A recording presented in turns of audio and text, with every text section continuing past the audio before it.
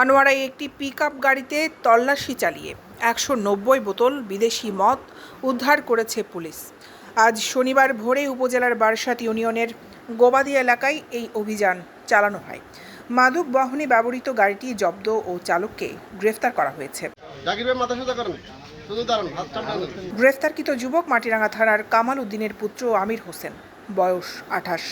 উদ্ধারকৃত মদের মূল্য আনুমানিক 17 লক্ষ টাকা বলে জানিয়েছে পুলিশ জানায়, আজ ভোরে পুলিশের একটি টিম উপজেলার বারাসাত ইউনিয়নের গোবাদি এলাকায় পিকআপ গাড়িতে তল্লাশি চালিয়ে 190 বোতল বিদেশি মদ উদ্ধার করে।